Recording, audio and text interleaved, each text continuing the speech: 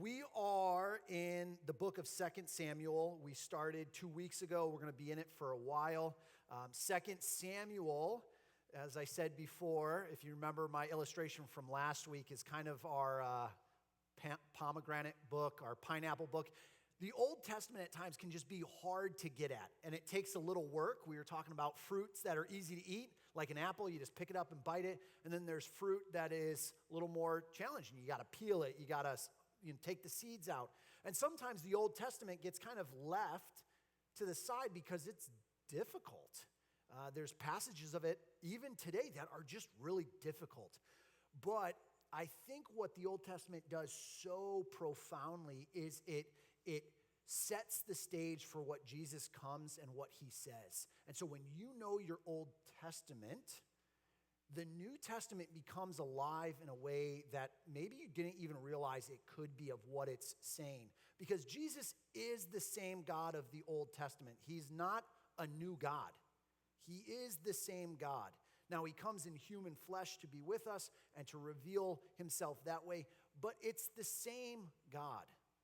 And so I want to show you 2 verses that will maybe prime the pumps for what we're going to talk about. So first verse, you've seen it before. Romans, I think, is my first one up there. Great.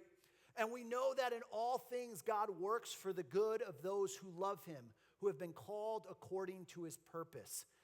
I even love how our song tied in.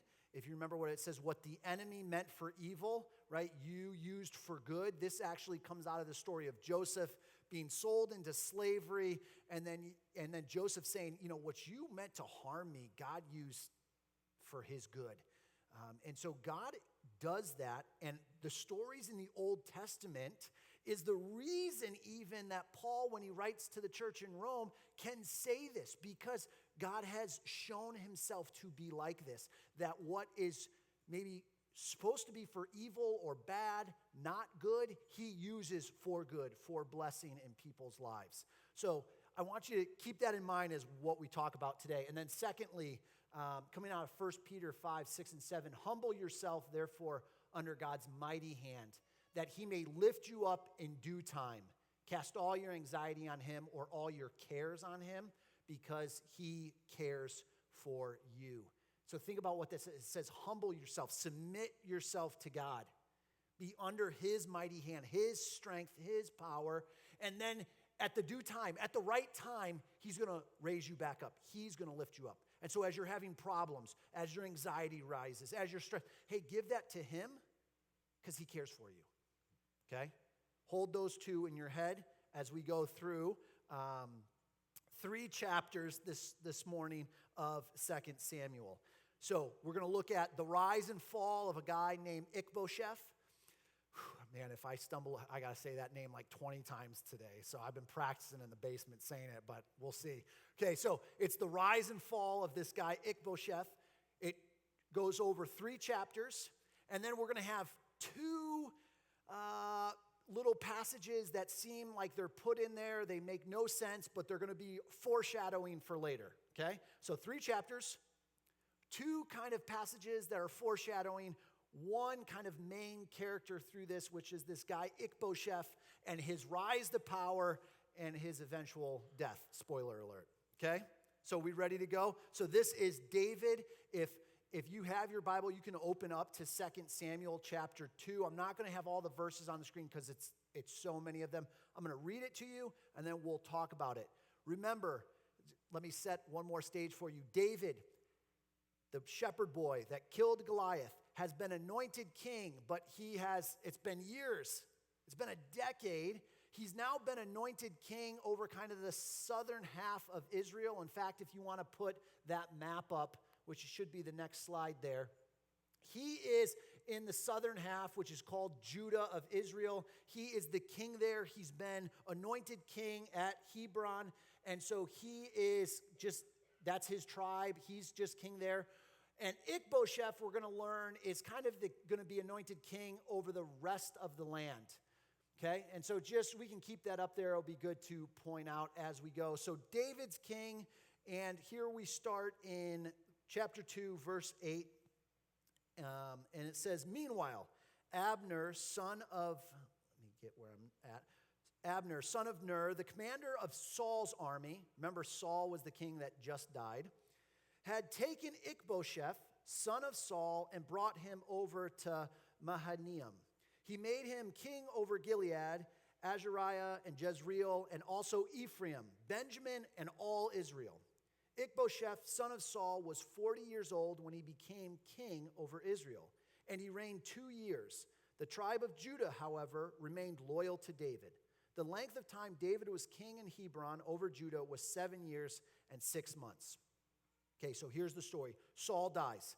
We have 3 sons that die along with him. Remember in the big battle? It's interesting that Ish-bosheth isn't there. Couple reasons. He's too young. Doesn't seem like that. He's 40 at this point. Maybe he's not quite the fighter, which is what many people would say. He's not big. He's not a fighter like Jonathan was. So he's kind of off to the side. And so we have, though, he stays alive. And so Abner, who is actually Saul's uncle, comes and he props Ish-bosheth up as king. And he says, hey, you're going to be the new king. And really, most scholars would go, he's the puppet king. He's the king that's there because he's in Saul's line, right? He's the son of Saul. And so he's next up. But Abner is really the one who has most of the control. And so it says that he is put as king. It gives a whole bunch of regions, basically talking about he's got everything that David doesn't. And he's set up as king. And it says right away, he only reigns for 2 years. And so the Bible, when we read this, especially in the Old Testament, 2 Samuel, we love history that's very linear, right? That just builds on it, right? Here we go. You're going to have all the time. They're going to tell you the end before they tell you the middle. It's actually it's like 2 years. What? Okay, and now let me tell you about the 2 years. And so you get kind of the end before you actually get all the middle. So Ish-bosheth, the son of Saul, he's set up by the uncle of Saul, who is the commanding chief, and he's set up as king. All right, verse 12. Abner, son of Ner, together with the men of Ish-bosheth, son of Saul, left Mahanaim. Okay, so way over here on your right. They come back over to kind of where David and his men are in Gibeon. And it says, Joab, son of Zeruiah, and David's men went out and met them at the pool of Gibeon. One group sat down on one side of the pool and the other group on the other side. We're introduced to a new character, Joab. Joab is the cousin of David. Joab has been fighting with David. When David has been running from Saul, Joab has been with him. And so Joab is going to become the commander-in-chief of David's army. But we have these 2 army generals come with some of their men, and they meet, it says, at this pool of Gibeon. This is cool, looking archaeology of what they found. If you want to go to that next slide. In 1950-ish, they actually find this pool right where they said it should be, and they excavate this in 1950s and 60s. Next slide.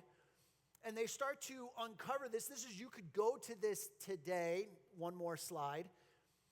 They cut into, what this is they cut into the limestone 88 feet deep with this staircase that wraps around the outside all the way down to the water table. So that when you came, instead of a well where you're going to have to drop a bucket and pull the rope, this is a well that's like you walk down. One more slide. And so you can see just how big and deep this well is. And so they find this, and they don't know for sure that this is the one, though it's in the location that they said. It's very prominent. And when they found it essentially full of trash. And so what happened as an army came in and defeated that area, decades and decades later, people start throwing in their junk, and it just doesn't get filled in with dirt, like you might fill in a pool, but it's just filled in with, well, what are we doing with this bag of garbage? Well, go take it to the pool. Nobody's using it anymore. And so they're just chucking it all in until it's kind of been forgotten. And so it wasn't until the late 1958, I think it was, they discover this. They excavate it, and they found this just incredible piece of history that is talked about in the Bible. Amazing. This is 33 feet wide, 37 feet wide, 88 feet deep. Incredible. So imagine two armies on either side of the water source, right? Ready kind of for battle. Verse 14. Then Abner and Joab said to one another, let's have some of our young men get up and fight hand to hand in front of us. All right, let's do it, said Joab. So they stood up and were counted off, 12 men for Benjamin and Ish-bosheth, son of Saul, and 12 for David. Then each man grabbed his opponent by the head and thrust his dagger into his opponent's side. And they fell down together. So the place of Gibeon was called Helkath Hazarim, means sharp daggers. The battle that day was very fierce, and Abner and the Israelites were defeated by David's men. Again, we'll pause there. They jump to the end of the conclusion. We're still going to find out more about this battle. They take 12 men. They say, hey, let's have them fight. This is odd. Normally, if you're going to have like a champion fight for you, remember like Goliath went out and then David fought him. It was so that there didn't have to be a bunch of bloodshed. But instead, they send 12 out from each side. This is probably related to the 12 tribes of Israel, like let's send one guy out for each tribe. And essentially, they kill each other. It says they grab each other by the head, stab, everybody's dead. What do we do with that? No idea. No idea. It doesn't say more. Scholars don't. Yep, they got in a fight. They first sent the 12 guys. They all died, and so maybe it was a draw. And so now we have to actually go to battle. And so this is what happens. They go into battle. It says there was 3 sons of Zeruiah, Joab, Abiashah, and Asahel. So Joab's got 2 other brothers. And now Asahel was as fleet-footed as a wild gazelle. He's fast. He can run. If you ever come, we have a men's basketball league on Saturday mornings. I say that, where's Sam at? There he is. Sam, when he plays basketball, looks like a gazelle. Like a great athletic gazelle jumping around and scoring hoops. But whatever Asahel is, he's fast. And it says that he starts to chase Abner. And he chases him, and Abner looks behind him. And he said, who is it? Like, who's chasing me? Is that you, Asahel? And he answered, it is. And Abner said to him, turn aside to the right or to the left. Take on one of the young men and strip him of his weapons. But Asahel would not stop chasing him. Again, Abner warned Asahel, stop chasing me. Why should I strike you down? How could I look at your brother Joab in the face? But Asahel refused to give up the pursuit.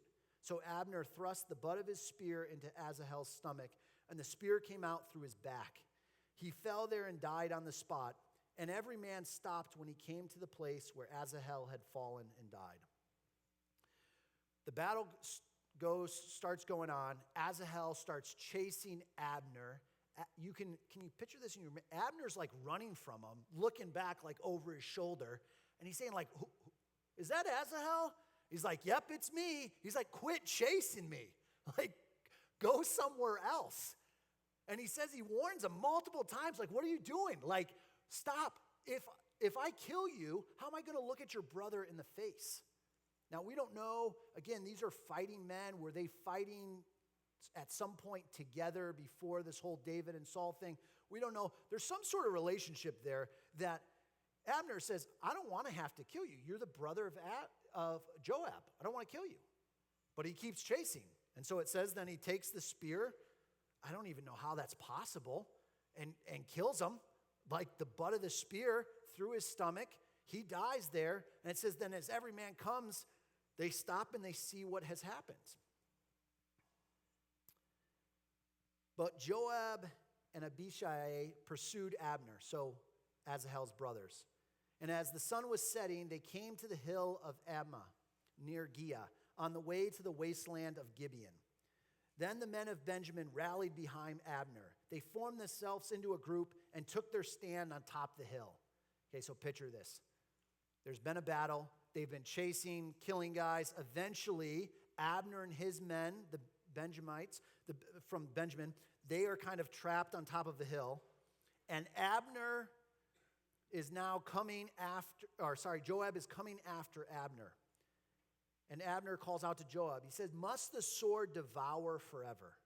Don't you realize that this will end in bitterness?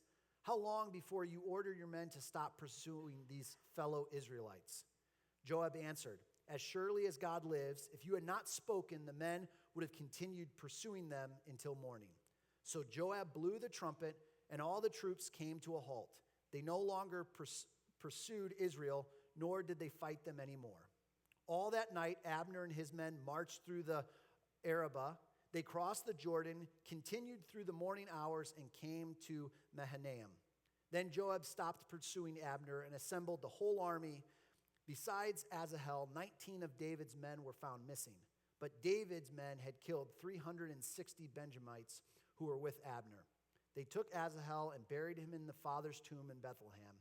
Then Joab and his men marched all night and arrived at Hebron by daybreak. Okay. A battle takes place. Asahel lays dead. He's the brother of the commanding army on David's side. They've struck some sort of peace. Joab and Abner, hey, we can't keep fighting. Everybody's going to be dead. And so it says then that Abner walks through the Arabah. This would be this valley. Actually, you can hit the next picture. I think I have a picture of that there. So this would be a valley that sits alongside the Jordan River. And so as they go back kind of to the other side of the Jordan River, they walk kind of through this desert land back to the king. And Joab takes his men and they go back to Hebron to David. And so both of the men go back kind of, okay, we're done fighting. Let's not keep fighting. We're just going to keep killing each other if this is the case. Okay. So that's the setup. Here's what happens next. In chapter 3, remember how I told you there's a couple of passages that just almost seem out of place. Here's what it says in chapter 3. The war between the house of Saul and the house of David lasted a long time. David grew stronger and stronger, while the house of Saul grew weaker and weaker. And then we have, oh man, I'm going to butcher these names. Get ready for it. Sons were born to David at Hebron. His firstborn was Amnon, the son of Ahinoam, a Jezreel. His second, Caleb, the son of Abigail, the widow of Nabal of Carmel. The third, Absalom, the son of Maacah, daughter of Talmai, king of Geshur. The fourth, Adujah, the son of Agith. The fifth, Shephaniah, the son of Abital. And the sixth, Ephraim, the son of David's wife Eglah. They were born to David in Hebron. We have this pause in the fighting action that all these sons, when David's in Hebron, are born to him.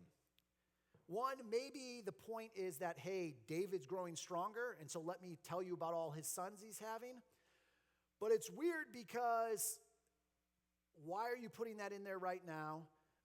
Also, so David's a man after God's own heart, and yet right here we got 6 sons with 6 different women. I guess, is that fine? I wish, and David will suffer consequences because of this. That's what I added in my margins. No, we do have all of those, most of those names are going to come up later. And you're going to find out that the story of David's family is a disaster. It's a mess. If you think your family's messy, David's got you. He's got you. A lot more. And there's all of this fighting that's going to happen between his sons and these families. And so here's just a quick note. We're not going to get into it.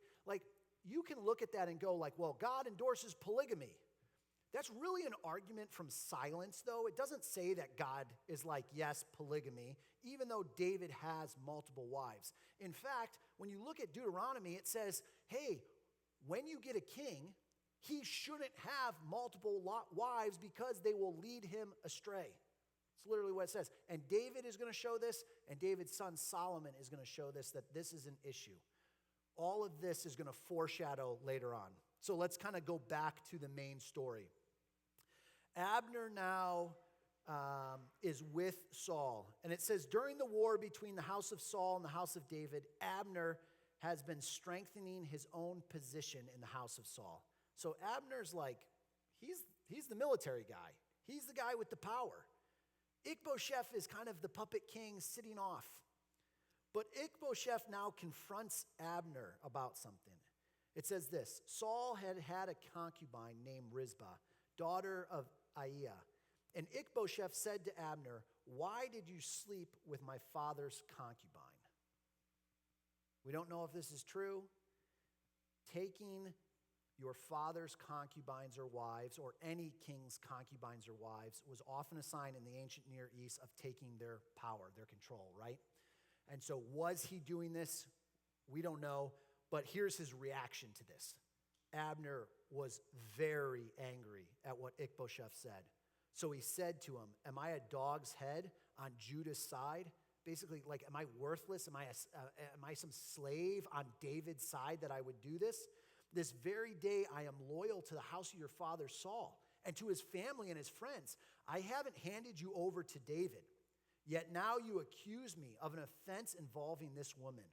May God deal with Abner, be it ever so severely, if I do not do for David what the Lord promised him on oath, and transfer the kingdom from the house of Saul and establish David's throne over Israel and Judah from Dan to Beersheba." Ish-bosheth did not dare to say another word to Abner because he was afraid of him. Three things here. Abner's response is, "You're accusing me of something that I didn't like. This is an offense. I've been loyal to Saul. I propped you up as the king because you're the son. And then you're going to accuse me that I did this with this woman?" He says, like, what am I? What am I? And then what he says is fascinating. Did you catch it? He said, "I'm going to help David now to fulfill what God had promised him." Remember, David has been promised the king, that he's going to be king over all of Israel. He's been chased and living in caves for a decade. He now is the king, but he's only the king in the smallest region of Israel. And yet, Abner knows, which is just interesting, that God, this is God's intent, his plan of what's going to happen for David. And so I'm going to help him do it. And Ish-bosheth is sitting there like, "Oh, I think I screwed up." Right? I probably shouldn't have said that. And so now he's just afraid. And so it says that then, I'm going to summarize some of this so we can get through it, that Abner sends David a message. And Abner says, I'm not with Ish-bosheth anymore. I'm with you. And so he comes to David and he says, "David, I'll help you get the kingdom. I'll serve you. Right? He's the muscle. So if he brings all his men, Ish-bosheth will have nothing." And so David says, okay, I like this, but you got to do something for me. You need to bring me my other wife. There's one more wife. This one is his legit wife. This is the one that, if you remember the story, when Saul is trying to kill David, his daughter loves David. And so he says to David, he says, "Hey, if you want to marry my daughter, I would love for that to happen, but you're going to have to pay me a bride price." It's quite the bride price. It's 100 Philistine foreskins. Wild. So David brings him 200. He's like, "Here you go. I'm going to double up." Because he goes and he kills all the Philistines, chops things off, brings it to him, and he gets his daughter.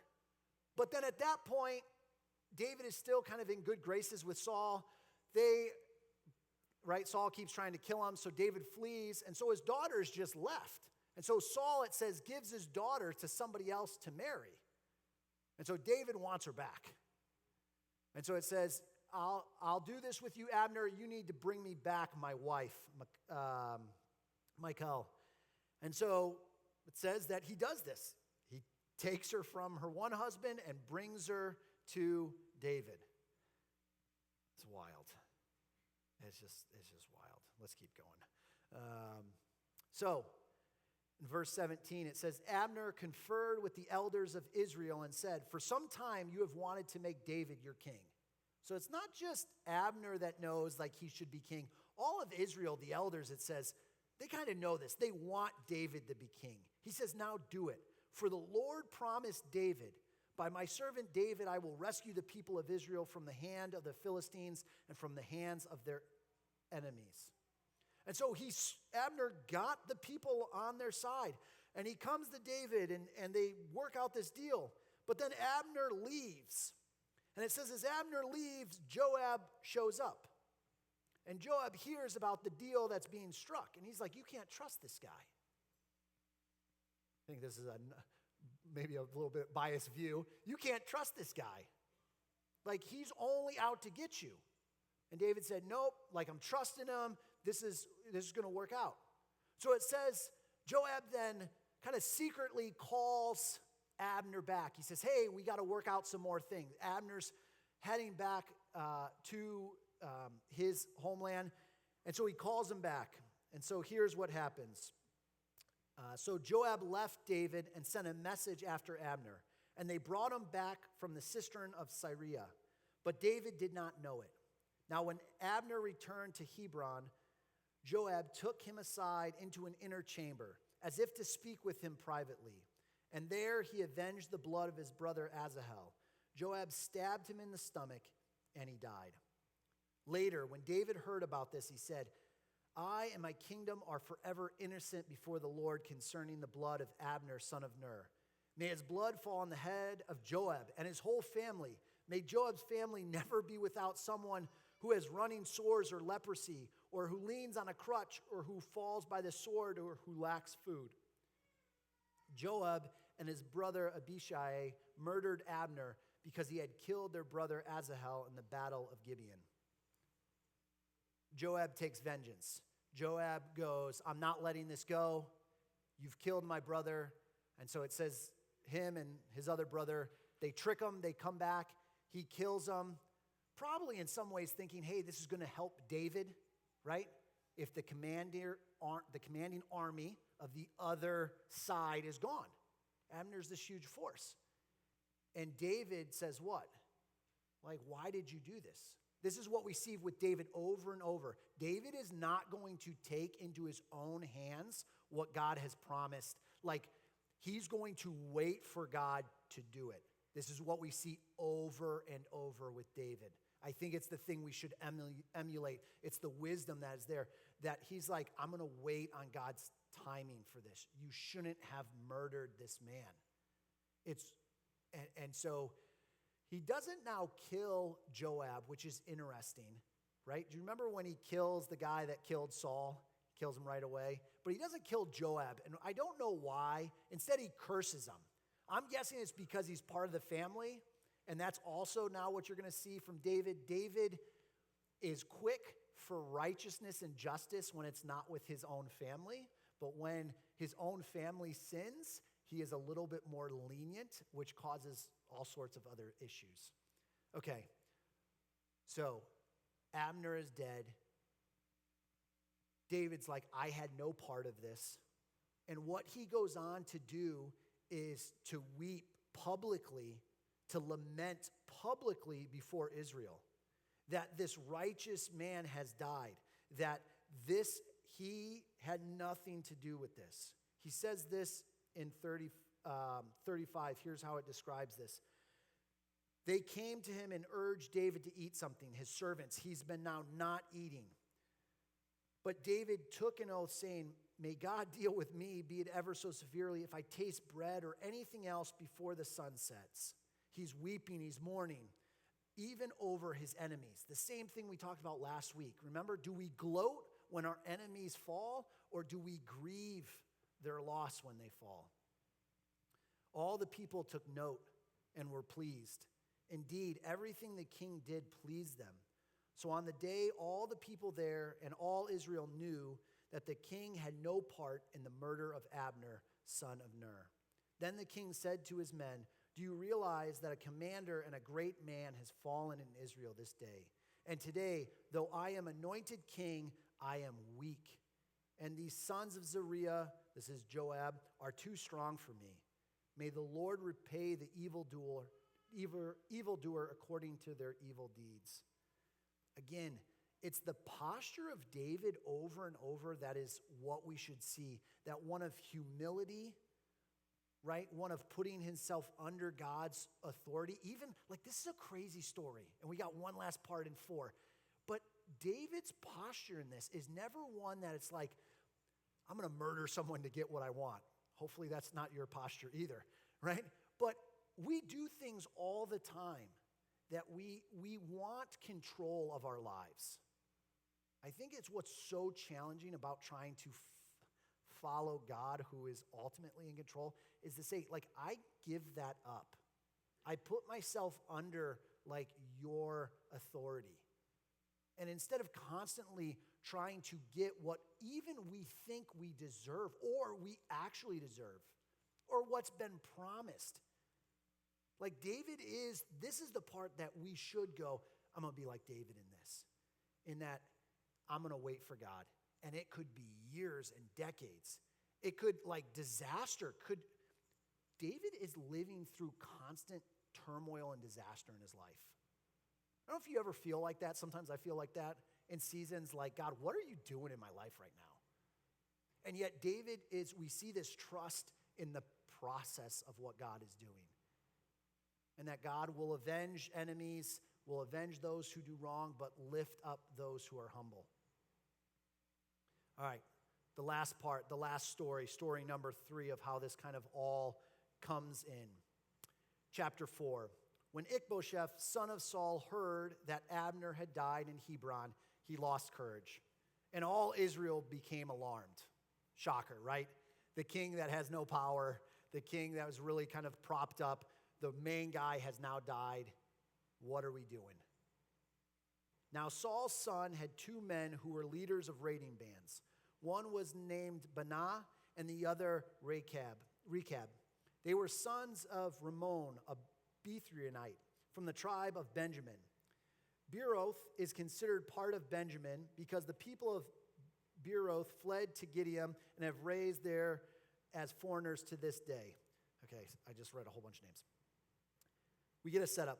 There's 2 guys that are foreigners who have been part of the tribe of Benjamin for a long time, but they are not actually true Benjamites, okay? They're kind of people that have been brought in, but they're foreigners.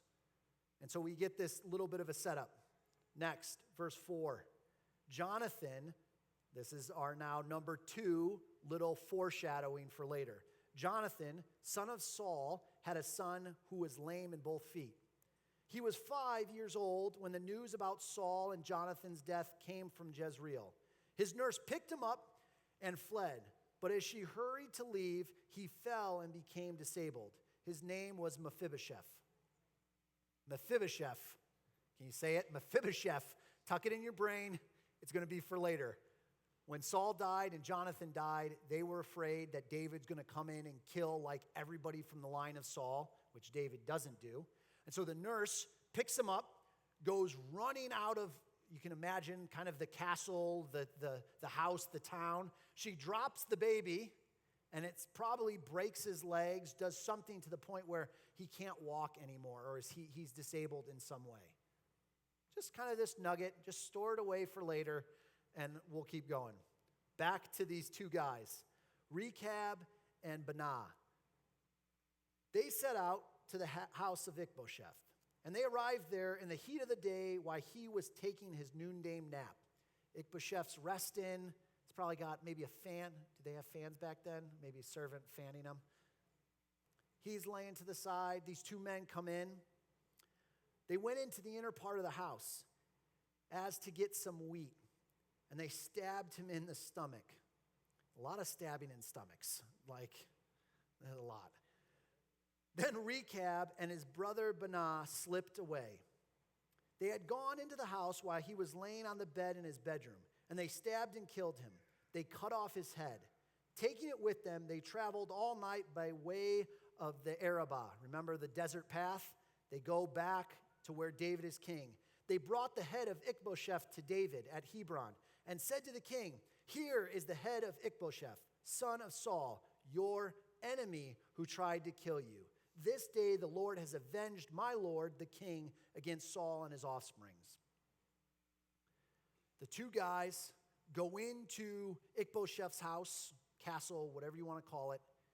They go in acting like they're going to get food, and they murder him. They stab him, they cut off his head, and they bring it to David. At that point, the head is like a picture. Do you ever tell somebody something and they don't believe you and they say, "You're going to have to show me a picture of that"?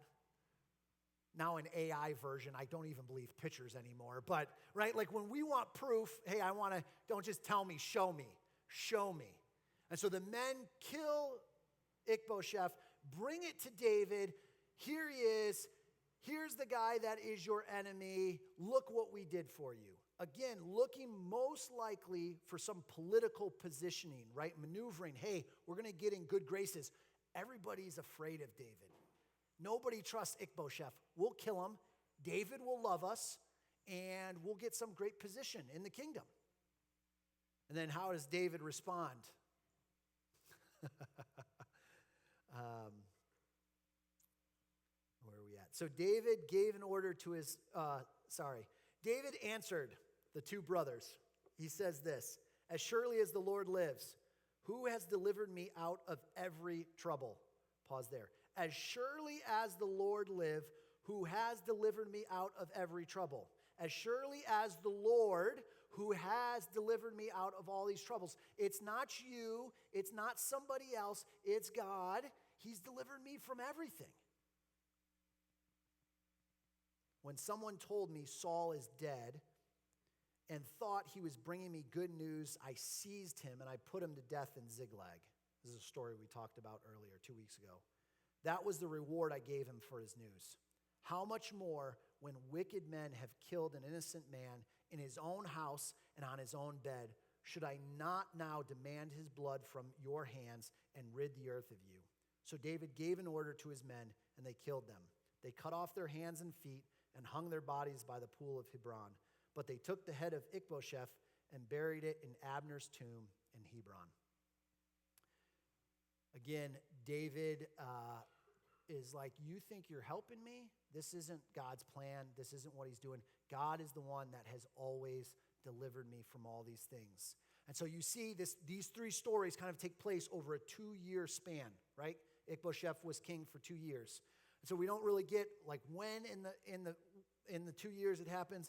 But David, I think the point of all of this, there's a couple, but one of them is that David is becoming king. And God is working through really crazy stuff, right? David has been anointed as king. God said, I am going to do something with you. I am going to make you king. In fact, you're going to have royalty come from your blood that will reign forever, talking about Jesus. And his kingdom, as David enters this, isn't this instant thing. Instead, it's this trusting God that you're going to do something over these years. And even when all of this evil is going around and people doing things for their own power, their own stuff, David remains what it shows faithful to God, that God's going to do this, that God has this. And in fact, I want to end with showing you this Psalms. This is Psalms 55 and just the end part of it here. We don't know when David writes all these first. And so David is multiple times feels like he's betrayed by his friends, by his family. But look what he says here in Psalms 55. Talking about people that are with him. He says, his talk is smooth as butter, yet war is in his heart. His words are more soothing than oil, yet they are drawn swords. Cast your cares on the Lord, and he will sustain you. He will never let the righteous be shaken. But you, God, will bring down the wicked into the pit of decay. The bloodthirsty and deceitful will not live out half their days. Pause there once. Look what he says. He's like, there are people that their talk is smooth as butter, but war is what they want. This fighting for strength and power. But he says, this is where the verse I read to you in Peter, where it says, cast all your cares on the Lord. This is he's quoting from David in the Psalms. And David is writing this in a life that is full of fear and anxiety and worry and a lot of murder, a lot of death. And yet this is the words we get from him. And then the last part of that verse, the next slide. But as for me, I trust in you. I think this is the nugget. This is the piece that I would love for you to hold on to. As you read these Old Testament stories, why is Paul and Peter and these men who wrote many of our New Testament books, why are they able to say things like, cast your cares on the Lord, he cares for you? Why are they able to say, God works out all things according to his will for those who love him? Because they know the stories of Scripture. They have read the stories of David and how David, right, as he was faithful to God, God was more faithful to David. That God accomplishes his plan, even through evil. Can I end with that? I don't know if you have evil in your life. I feel like I do at times. In fact, I feel like sometimes I'm the one who does the evil. Ever thought about that one? That I'm the one that's wronging someone, that I'm the one that has not followed God well. And yet, God has purpose for our lives. It says that he's created us, that there's good works for us to walk in. God's doing something. And if I can trust him, if I can cast my care on him, just like David did, he'll be faithful to me too. Not to an easy life, not to a life without problem, but a life that is with him. And I mean, that's the good news of the gospel, that Jesus came to earth to be with us, and as he left, he gave us his Spirit to dwell and guide and give you hope and peace in this world, even when there are troubles. So, can I encourage you to be able to say this? But as for me, I trust in you. I trust in God. Let's pray. God, man, that's my heart through my own struggle, my own fear, just my own shortcoming. Would I see the stories from thousands of years ago and see a God that hasn't changed, but who is faithful, who is accomplishing his will? Would I submit to you? Would I trust, as we sang, that what you meant, that what enemy meant for evil, you've turned to good?